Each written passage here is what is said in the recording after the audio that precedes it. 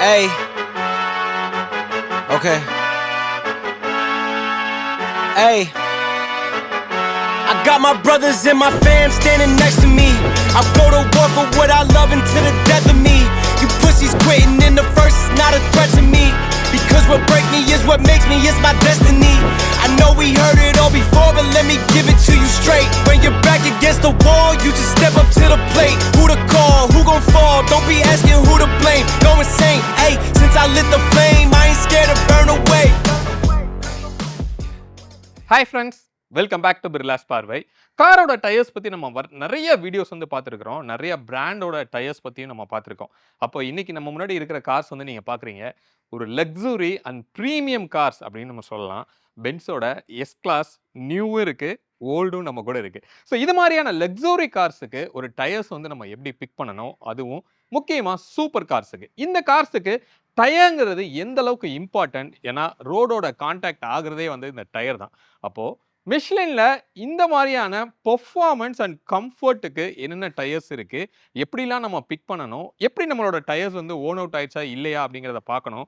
இந்த மாதிரி கம்ப்ளீட்டாக இந்த லக்ஸுரி கார்ஸுக்கான டீட்டெயில்ஸ் வந்து இந்த வீடியோவில் உங்களுக்கு கிடைக்கும். வீடியோக்குள்ளே போகலாம். வீடியோக்குள்ளே போகிறதுக்கு முன்னாடி நம்ம சேனலை இன்னும் நீங்கள் சப்ஸ்கிரைப் பண்ணல அப்படின்னா சப்ஸ்கிரைப் பண்ணிக்கோங்க.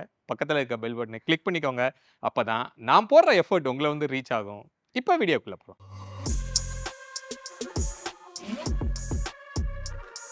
இந்த மாதிரியான லக்ஸுரி அண்ட் ப்ரீமியம் கார்ஸுக்கு டயர் செலக்ட் பண்ணும்போது ஒரு 5 ஃபேக்டர் வந்து நீங்கள் மெயினாக கன்சிடர் பண்ணணும். அதில் ஃபர்ஸ்ட் வந்து grip, wet and try grip அப்படின்னு நம்ம சொல்லலாம். அப்போ ரோடில் ரொம்ப பிளான்டடாக போகணும். அதுவும் முக்கியமாக தண்ணியில் நீங்கள் போகும்போது அதை எந்த அளவுக்கு உங்களுக்கு வந்து ஒரு கிரிப்பை ஜென்ரேட் பண்ணுது அப்படிங்கிறது இந்த டயர் மேஜராக வந்து உங்களுக்கு இன்ஃப்ளூயன்ஸ் ப்ளே பண்ணும். அடுத்தது ஹேண்ட்லிங். ஸோ ஹேண்ட்லிங்கிறது ரொம்ப முக்கியம். இந்த ஒரு ஹை ஸ்பீட் இன்ஜினுக்கு நீங்கள் ஹைவேஸில் ஒரு ஹை ஸ்பீடில் போகும்போது நீங்கள் கார்னரிங்லாம் எடுக்கும்போது அந்த டயர் தான் வந்து உங்களுக்கு மெயினாக ஒரு ஃபேக்டராக உங்களுக்கு இருக்கும். அதனால அந்த ஹேண்ட்லிங்கை நம்ம முக்கியமாக இதில் கன்சிடர் பண்ண வேண்டியிருக்கும். Third, comfort. கம்ஃபர்ட்டுங்கிறது எந்த அளவுக்கு உங்களுக்கு நீங்கள் காருக்கு உள்ளே உட்காந்து ட்ராவல் பண்ணும்போது ஒரு ப்ளசண்ட்டான ஒரு ஃபீல் வந்து உங்களுக்கு கொடுக்குது. இன்ஃபேக்ட் சஸ்பென்ஷனுக்குமே வந்து இந்த டயர் அதிகமாக இன்ஃப்ளூயன்ஸ் பண்ணும் அப்படின்னு நம்ம சொல்லலாம். அப்போ எந்த அளவுக்கு வந்து ஒரு சாஃப்டான ஒரு டயராக இருக்கும்போது மோஸ்ட் ஆஃப் த அண்டுலேஷன்ஸ் வந்து அதுவே அப்சர்வ் பண்ணிக்குது அப்படிங்கிறத பொறுத்து தான் உங்களுக்கு அந்த கம்ஃபர்ட் அப்படிங்கிறது கிரியேட் ஆகுது. அப்போ அந்த கம்ஃபர்ட்டுக்கும் இந்த டயர் அப்படிங்கிறது ரொம்ப முக்கியமான விஷயம். அடுத்தது நாய்ஸ். ரோட் நாய்ஸ் அப்படிங்கிறது ஒரு மேஜரான ஃபேக்டர்.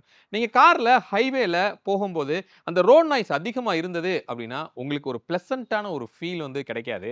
அதுக்காகவே நம்ம வால்யூமை ரைஸ் பண்ணிவிட்டு நம்ம ஆடியோ கேட்டுட்டு போவோம். அப்படிலாம் இல்லாமல் ரோட் நாய்ஸ் வந்து கம்ப்ளீட்டாக சப்ரஸ் ஆகணும் அப்படின்னா அதுக்கும் இந்த டயர் அப்படிங்கிறது ஒரு மேஜரான இன்ஃப்ளூயன்ஸாக உங்களுக்கு இருக்கும். டியூரபிலிட்டி அப்படின்னு நம்ம சொல்கிறோம். அதாவது இந்தியன் ரோட்ஸில் அப்ஸ் அண்ட் டவுன்ஸ் இருக்கிற ரோட்ஸு, ரொம்ப ரக்கடாக இருக்கிற ரோட்ஸு, பாட் ஹோல்ஸ் இருக்கிற மாதிரியான ரோட்ஸ்க்கு இந்த டியூரபிலிட்டி அப்படிங்கிறது ரொம்ப முக்கியமாக நம்ம பார்க்குறோம்.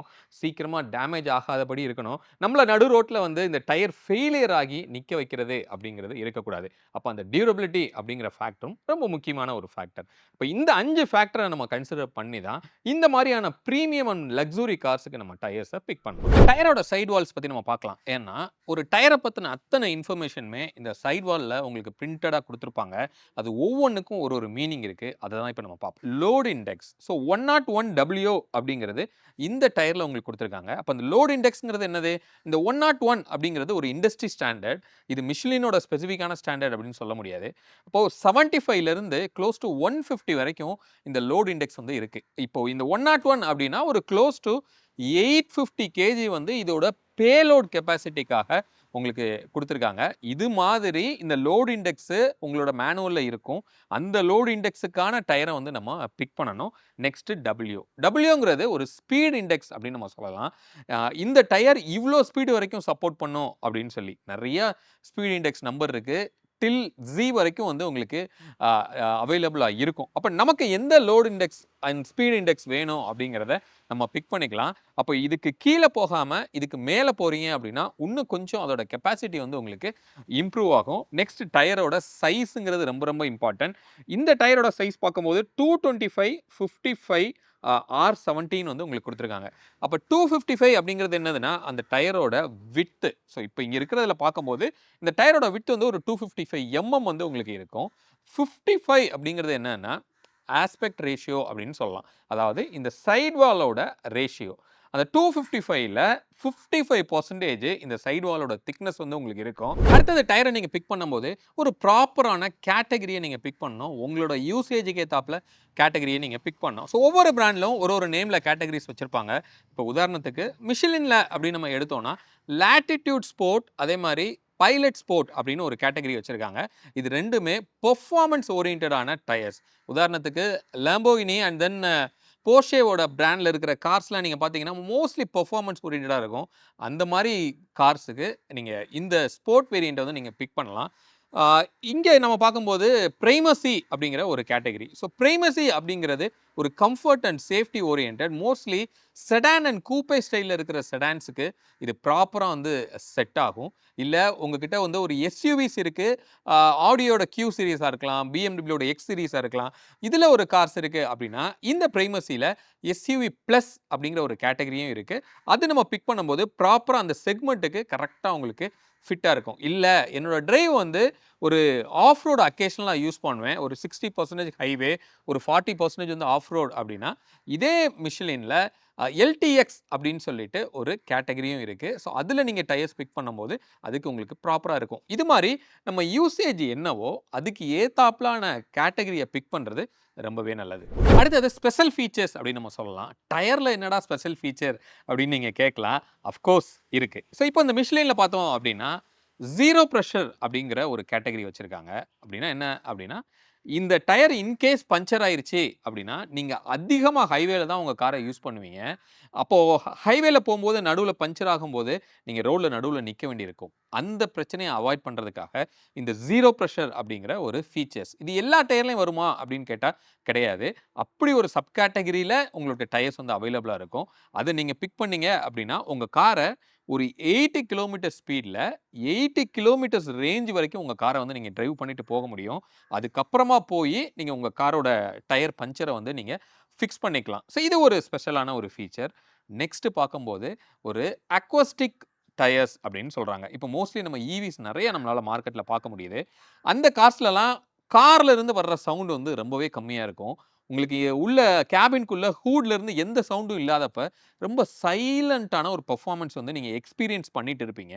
அப்படி இருக்கும்போது டயரோட நாய்ஸ் அதிகமாக காருக்குள்ளே வர்றதுக்கு உங்களுக்கு வாய்ப்பு இருக்கும். அதை அவாய்ட் பண்ணுறதுக்காக அக்வஸ்டிக் டயர்ஸ்ன்னு சொல்லி கொடுக்குறாங்க. அது உள்ள பேசிக்காக என்ன இருக்கும் அப்படின்னா இதுக்கு முன்னாடி நம்ம வந்து மஹேந்திராவோட லான்ச்சில் பார்த்துருந்தோம். அந்த டயருக்கு உள்ளே வந்து ஒரு ஃபோம் வந்து ஸ்டிக் பண்ணியிருப்பாங்க. அது வந்து அந்த ரோட் நாய்ஸை அப்சர்வ் பண்ணிட்டு ரொம்ப சைலண்டான ஒரு எக்ஸ்பீரியன்ஸ் வந்து உங்களுக்கு கொடுக்குது. இந்த மிஷிலினில் மோஸ்ட் ஆஃப் த டயர்ஸ் வந்து ஈவி ரெடியாக தான் வந்து உங்களுக்கு கொடுக்குறாங்க. அதுலேயும் ஒரு கேட்டகரியாக இந்த அக்வஸ்டிக் அப்படிங்கிற ஒரு கேட்டகரி இருக்குது. அதை நீங்கள் பிக் பண்ணும்போது ஒரு சிம்பிளே வந்து உங்களுக்கு இருக்கும். ஒரு ஹெட்ஃபோன் சிம்பிள் மாதிரி போட்டிருப்பாங்க. அப்படி நீங்கள் பிக் பண்ணிங்கன்னா அந்த டயர்ஸ் வந்து ரொம்ப சைலண்ட்டாக வந்து உங்களுக்கு ஈவிஸ்க்கு சப்போர்ட் பண்ணுற மாதிரி உங்களுக்கு இருக்கும். அடுத்தது டயரோட பேட்டர்னில் த்ரெட் பேட்டர்னில் ஒரு 3 கேட்டகரி வந்து நம்மளால் சொல்ல முடியும். ஒன்று வந்து டைரக்ஷனல் அப்படின்னு நம்ம சொல்கிறோம். இன்னொன்று ஏசிமெட்ரிக் அப்படின்னு நம்ம சொல்லலாம். இன்னொன்று வந்து ஸ்லிக் அப்படின்னு 3 டைப்ஸ் இருக்குது. ஸோ இதில் டைரக்ஷனுங்கிறது ஆல்மோஸ்ட் ரூல்ட் அவுட் தான். ஏன்னா இந்த டயரில் அந்த த்ரெட் பேட்டர்ன் 2 சைட்லையுமே வந்து ஒரே பேட்டர்ன் வந்து உங்களுக்கு கொடுத்துருப்பாங்க. அப்போ என்ன பண்ணிக்கலாம்னா வித்தின் த பொசிஷன்லேயே நீங்கள் அந்த டயரை வந்து இப்படி திருப்பி கூட போட முடியும்.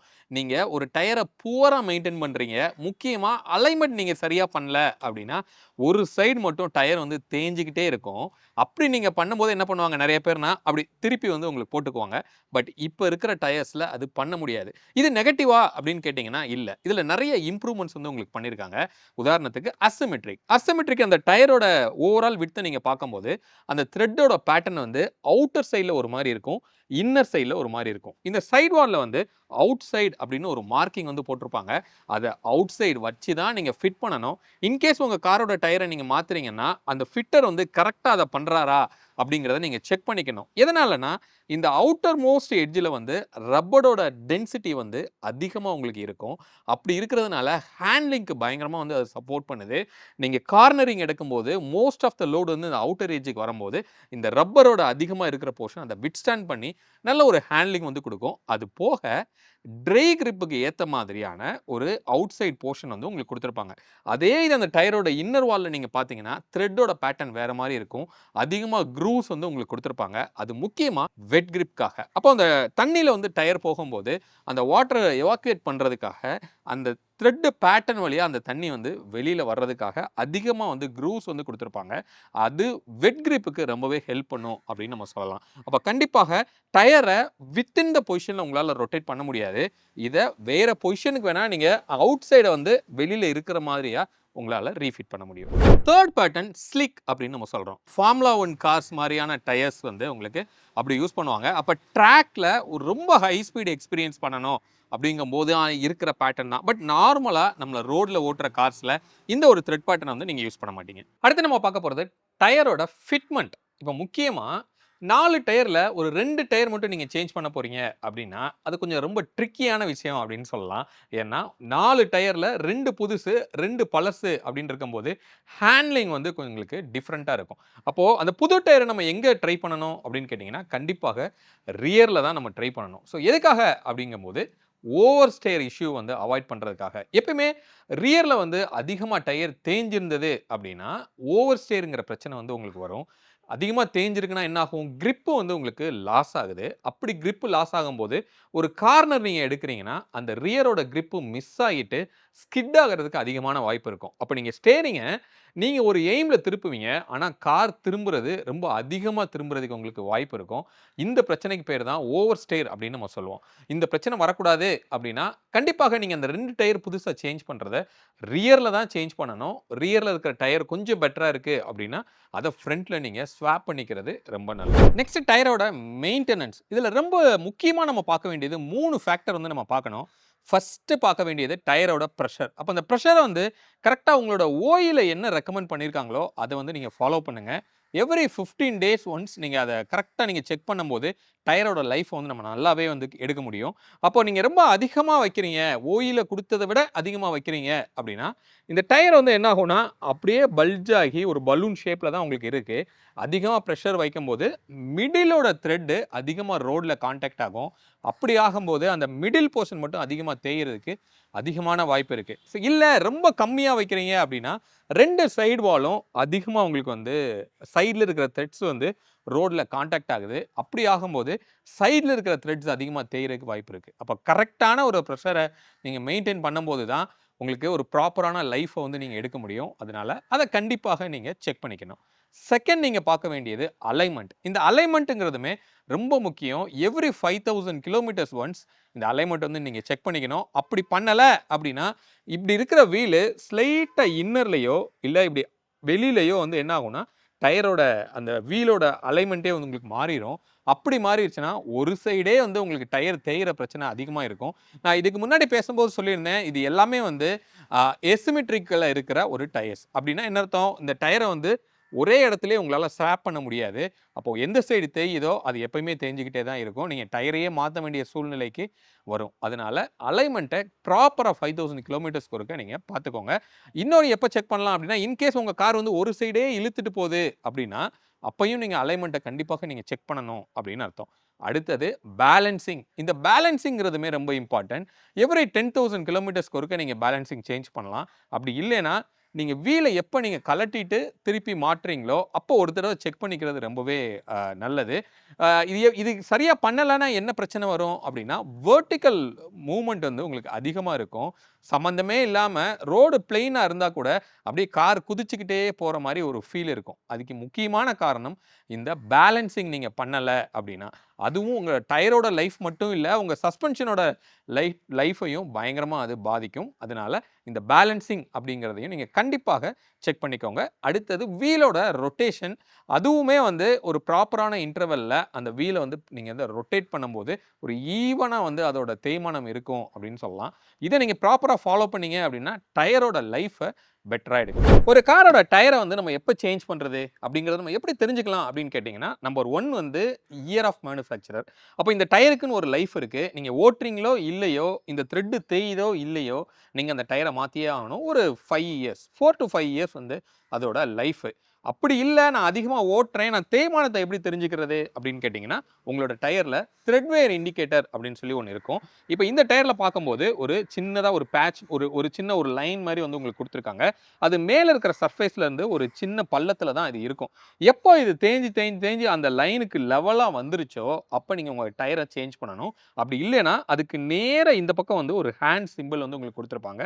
அந்த ஹேண்ட் சிம்பிளை டச் பண்ணுற மாதிரி இதோட தேய்மானம் வந்துருச்சு அப்படின்னா கண்டிப்பாக இந்த டயரை வந்து நீங்கள் மாற்றணும். அப்படி மாற்றாமல் அதுக்கு மேலே ஓட்டுறீங்க அப்படின்னா உங்களுக்கு கிரிப்பு மிஸ் ஆகும். அது போக ரொம்ப ஹார்டாக டயர் வந்து இருக்கும். உங்களோட சஸ்பென்ஷனுமே அதிகமாக டேமேஜ் ஆகிறதுக்கு வாய்ப்பு இருக்கு. ஹோப் இந்த வீடியோ இந்த மாதிரி ஒரு லக்ஸுரி அண்ட் பெர்ஃபார்மன்ஸ் ஓரியன்டான கார்ஸுக்கு டயர்ஸ் வந்து நம்ம எப்படி பிக் பண்ணணும், அதோட லைஃப்பை வந்து எப்படி நம்ம ப்ராப்பராக மெயின்டைன் பண்ணணும், அது எப்போ மாற்றணும், இந்த மாதிரியான எல்லா டீட்டெயிலும் உங்களுக்கு கிடைச்சிருக்கும் அப்படின்னு சொல்லி நான் நம்புகிறேன். அதுவும் முக்கியமா வேர்ல்ட்ஸ் டாப் பிராண்டு அண்ட் என்னுடைய ஃபேவரட் பிராண்டான இந்த மிஷிலின் பத்தின கம்ப்ளீட் மாடல்ஸோட டீட்டெயிலும் உங்களுக்கு கிடைச்சிருக்கும் அப்படின்னு நான் நம்புறேன். மீண்டும் அடுத்த வேற ஒரு வீடியோல உங்களை வந்து நான் சந்திக்கிறேன். அது வரைக்கும் உங்களிடமிருந்து விடைபெறுவது உங்கள் பிர்லா. பை.